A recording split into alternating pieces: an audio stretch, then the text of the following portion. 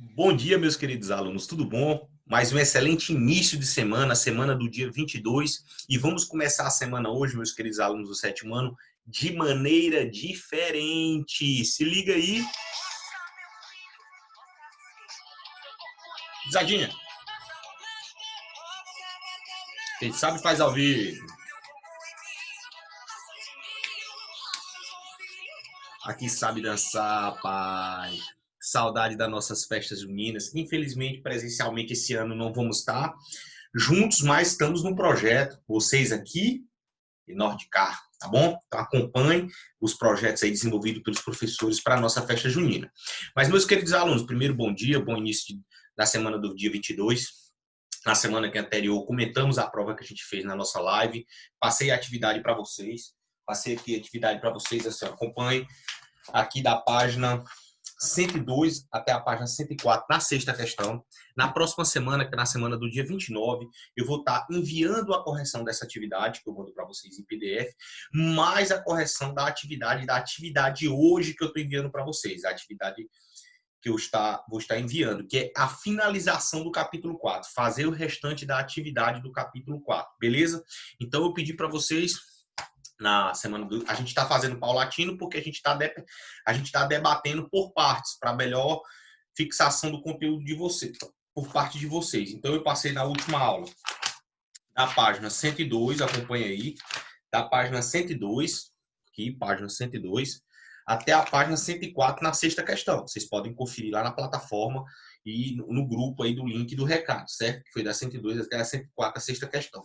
Eu vou querer que vocês finalizem da 104 até a página 108, que é essa parte do capítulo onde nós estamos falando do renascimento, certo? Uma coisa interessante, pessoal, que nós começamos a falar do renascimento na nossa última aula, inclusive já passei uma videoaula, um link de uma videoaula e a videoaula me explicando, onde a gente está falando sobre esse movimento, que foi um movimento renascentista, que foi um movimento que pregava a valorização da razão em vez da utilização apenas da fé. Porque como nós vimos, pessoal, nesse período havia um forte predomínio da Igreja Católica sobre a vida das pessoas. Então, o que acontece? Como havia essa forte influência da Igreja Católica, começou a haver homens no campo da filosofia, no campo da política na Europa, naquele contexto, e começaram a questionar esse poderio da igreja. Por que que o indivíduo, então, não poderia trabalhar para enriquecer? Por que que o indivíduo, então, através do estudo, não poderia melhorar de vida? Então, eles começaram a questionar as verdades impostas pela igreja que antes não eram questionadas.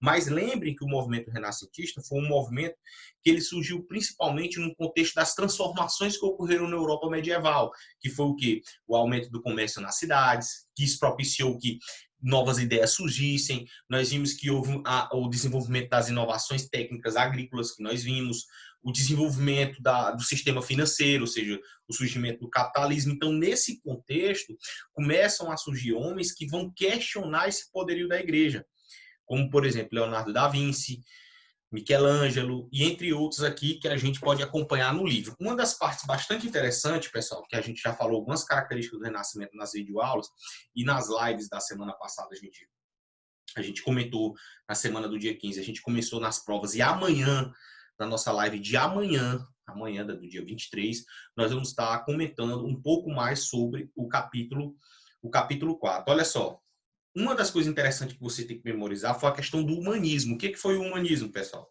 Foi um movimento, página 91, acompanhe aí, 91, pegue seu livro aí, que foi um movimento humanista que ocorreu junto ao movimento renascentista, que foi um movimento cultural e social que ocorreu na Europa entre os séculos, que vocês podem ver aqui, entre os séculos 16 e 17, beleza? Acompanhe aí. Então, o que foi o humanismo? Foi um movimento intelectual que propunha o estudo dos autores antigos, grego e romanos, para construir um novo conhecimento do ser humano e do mundo. Os humanistas traduziram e divulgaram os textos dos antigos e, com base neles, aprofundaram o conhecimento das línguas, da literatura, da filosofia e da matemática. Olha só, os humanistas rejeitavam, pessoal, a cultura dominante fortemente influenciados pela igreja. Ora, então quer dizer que os humanistas, assim como os renascentistas, eles eram ateus? Não. os renascentistas e humanistas, eles não eram ateus. A única coisa que eles questionavam era por que, que havia essa verdade imposta pela igreja de dizer que se o indivíduo nascesse pobre, tinha que morrer pobre. De não questionar, fulano morreu. Exemplo, vamos dar um exemplo. Fulano morreu. Mas assim, morreu por quê? Se morreu, tem morreu porque Deus quis. Não. Fulano não morreu porque Deus quis. Se ele morreu, teve uma causa. Teve um motivo. Então, o movimento humanista renascentista começa a procurar razões racionais. É tanto que boa parte das ideias do Renascimento ainda hoje vigoram. Por exemplo, o que a gente estuda aqui na escola, através das aulas, tanto nas aulas presenciais quanto nas aulas online e nas atividades online que nós estamos enviando para vocês, aqui em História. Nós estamos estudando aquilo que é na ciência é comprovado, ou seja, nós não estudamos aquilo que é mito ou aquilo que é, digamos assim, que se suspeita de que é. Não, o que nós estudamos em história, em ciências, em matemática, em geografia, é algo que é provado. Então, veja que os renascentistas, eles começam a dizer o seguinte, olha, em vez da fé, vamos buscar explicar a coisa através da racionalidade, da razão, das ciências, ou seja, daquilo que se pode ser provado. Isso não exclui, logicamente, a figura de Deus ou a fé, que é importante. Beleza? Então, na nossa última videoaula, nós vimos as principais características e uma das coisas interessantes que vocês têm que lembrar que o berço do Renascimento foi na Itália. Mas por que na Itália? Lembra no capítulo passado que as principais rotas comerciais eram localizadas aonde? Na Itália. Então, por terem as cidades com maior movimentação, consequentemente, lá vão surgir novas ideias. É tanto que ele nos fala aqui na página 92, tanto algumas características e inovações técnicas que o Renascimento trouxe na arte, porque antes do Renascimento, observem, se vocês pegarem pinturas, e a gente até comentou na videoaula passada, eu mandei no link para vocês, que as pinturas no período medieval, como falou o professor Plínio, se não me engano, do vídeo que eu mandei, as pinturas no período medieval eram pinturas o quê? Eram pinturas que não retratavam a forma humana correta, porque a Igreja Católica dizia que o corpo era a fonte do pecado. Olha só. Já os movimentos renascentistas trazem uma inovação nas técnicas artísticas, porque a partir daquele momento eles dizem que as pinturas de quadro, entre outras, tinham que ser em forma real. Para eles, o corpo humano era fonte de prazer e beleza. Vejam, então, que os renascentistas começam a questionar essa maneira que a igreja impunha para as pessoas a arte. Então, uma das principais características da arte era o quê? O realismo na representação da figura humana e o domínio da perspectiva. O que é o domínio da perspectiva? A professora Cristina pode explicar bem isso.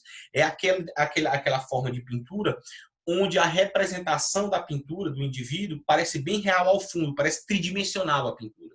E uma das características que eu quero também que vocês memorizem, por que a Itália foi, digamos assim, a pioneira no movimento renascentista. Olha só, o Renascimento começou nas cidades italianas, na Península Itálica, como Siena, Florença, Milão e Bolonha. Essas cidades eram governadas por homens ricos e poderosos que queriam criar novas imagens de si e da sociedade em que viviam. Por isso, financiavam artistas, cientistas e letrados. Comerciantes, banqueiros, príncipes e papas que financiavam um artista ou cientista era chamado de mecenas, isto é, protetores das artes e das ciências. E é uma coisa interessante, pessoal, que da Itália o Renascimento se expandiu para outros lugares da Europa. Essas ideias, porque as ideias não se expandiram, mas na época não tinha internet, como nós temos hoje, que se expande pelo computador, pelo WhatsApp, entre outros. Na época, a principal forma de expansão foi através de livros, porque na época começou-se o surgimento da imprensa. Se liga aí que na página 57, a expansão do Renascimento. Segura aí, olha só. Página 97, perdão, 97, primeiro parágrafo, a expansão do Renascimento. O Renascimento se expandiu a partir da Itália para outras partes da Europa. Um fato que contribuiu, circula bem importante aí, para a divulgação das obras renascentistas foi o aperfeiçoamento da imprensa por Johannes Gutenberg, o que permitiu a impressão de muitos textos em pouco tempo. Grandes nomes do Renascimento se destacaram também em Portugal, na Espanha, na Inglaterra, na França, na Holanda e na Alemanha. E ele nos mostra aqui no livro algum desses exemplos. Olha só uma coisa interessante que eu vou falar para vocês. É que essa expansão ocorreu porque antigamente muita parte dos textos, antes da invenção da imprensa, muita parte desses textos eram escritos à mão, então demoravam muito. Com a invenção da imprensa, poderia se imprimir vários textos em pouco tempo. Então, o aperfeiçoamento da imprensa propiciou que fossem feitos muitos livros e folhetos e essas ideias se espalhassem para outros lugares da Europa, beleza? Que eu quero que vocês observem como o Renascimento foi importante no campo da política, no campo da ciência, no campo da filosofia, no campo da matemática, ou seja, o Renascimento foi um movimento que ele ocorreu em várias áreas do conhecimento humano, da literatura, né, da medicina, principalmente se você observar na página 101, as inovações que ele propiciou no campo da medicina, com a descoberta da anatomia, estudar o corpo humano, as causas e consequências das doenças. E uma das principais teorias que eu costumo dizer que os renascentistas divulgaram, foi, por exemplo, a de Nicolau Copérnico e Galileu Galilei, onde eles dizem que não era a Terra que estava no centro do universo, e sim o Sol. Isso causou um choque terrível com a igreja, como fala aqui na 101, porque colocava abaixo anos e anos de teoria geocêntrica, onde a Terra estaria no centro do universo. E o que os renascentistas falavam? Que não, quem está no centro do universo era o Sol. Inclusive foram perseguidos, para vocês verem o caráter ditatorial da igreja na época. Eu não estou criticando a igreja hoje, estou dizendo na época, o caráter ditatorial. Foram perseguidos por essas suas ideias.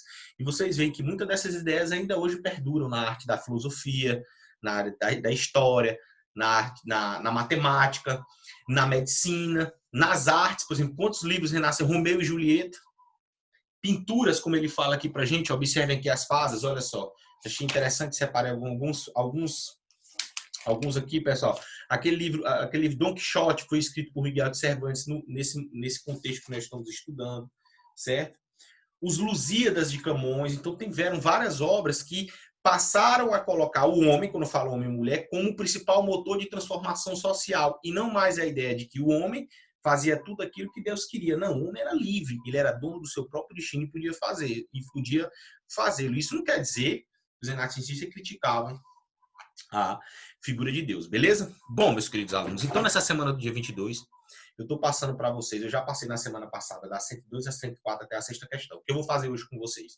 Eu vou passar a restante do livro, esse capítulo, porque vocês veem que eu estou mastigando bem, estou passando vídeo, explicando paulatinamente, mandando vídeo de outros professores para que vocês entendam com imagens. Hoje eu quero reforçar, vou passar o restante do capítulo e na próxima aula, do dia 29, eu vou mandar as atividades corrigidas na plataforma, os comentários das questões, tá bom? Beleza? Um abraço e tamo junto e misturado. Valeu!